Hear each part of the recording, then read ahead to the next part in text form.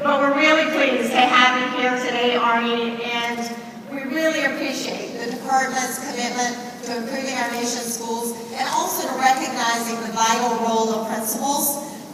The creation of the Principal Ambassador Program that you mentioned, we can't tell you how valuable that is and how we're looking forward, and I think they're going to be deluged with applications. So it should be a big job to decide which one to choose. We also give good advertisement next week, July 16th is the deadline, so if you're interested, please go to applications. Fantastic. Well, we polled our audience and said if you could ask the Secretary of Education one question, what would it be?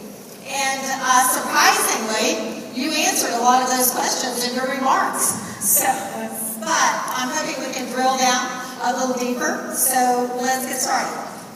You mentioned the $98 million for school leadership. Can you share with our audience a little more detail about the programs and the resources that are going to be available specifically for principals? Yeah, and again, to be clear, this is our budget request, and we have to get Congress to approve that. I'm trying to figure out ways to print money. We haven't quite figured out how to do that yet. And again, your collective support would be very helpful. But at the end of the day, again, Gail, I just think this, honestly, there's nothing more important we can do than get a great principal in every school. When that happens, so many good things happen. When you don't have that strong leader, so many bad things happen. And so I'm thinking about this in a couple different levels. First is how do we build a pipeline for the next generation of talent coming in? We have a baby boomer generation that's moving towards retirement. There's going to be significant turnover in both teachers and principals over the next 4, 5, 6, 7 years, and making sure the next generation is ready to come in is hugely important. Second, I think being a principal can be a pretty isolating job, and you have huge responsibility.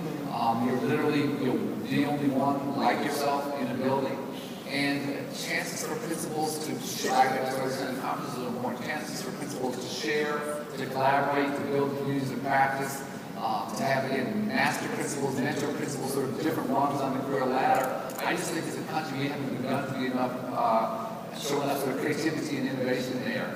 And for every principal who's struggling, there's another principal doing an amazing, amazing job who can help that struggling principal and help get them ready, help them through the hard times. So it's kind of thing we will work with you and with the association to think through the best use of resources for both supporting existing principals and helping to support the next generation of talent.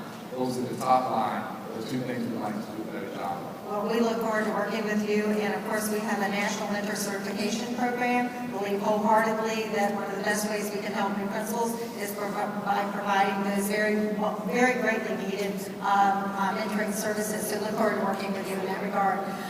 Switching gears just a little bit, you also mentioned preschool, the amazing commitment that this administration has made to early education.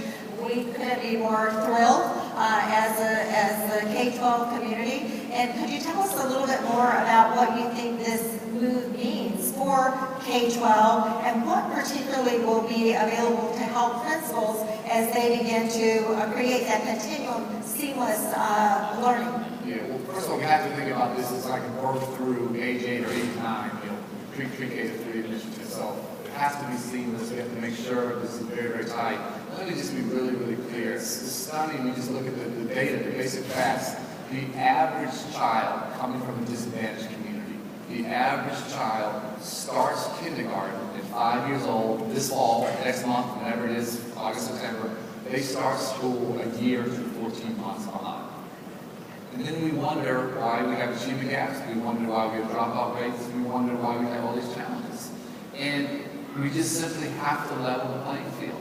And so this is a significant investment. We're partnering very closely with HHS, Health and Human Services, and Catholic Disabilities has been an amazing partner. We're out traveling the country together. So to be clear, she would focus on the 0 to 3 space, home visiting and early head start, and strengthening families.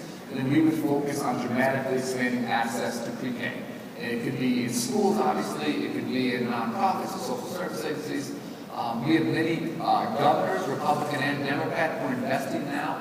As I travel the country, we just see massive waiting lists. This is children and families who are looking for a chance to have access, and it just doesn't exist. And again, today across the country, less than 30%, less than 3 in 10 of our 4-year-olds have access to high-quality pre-K. I just think that is fundamentally unfair. It is educationally unsound. I think it's morally unacceptable. And again, these economic benefits long-term, this is the best investment we can make. So we're going to do everything we can to get Congress to follow the lead of states. And we just want to partner states as we indicate a mandate or anything like that. We simply want to invest in states that want to do more. And again, our goal is not to tinker around the edges. This is pretty ambitious. We want to go for about 1.1 million children with access to pre-K to 2.2. We want to double, 100% increase.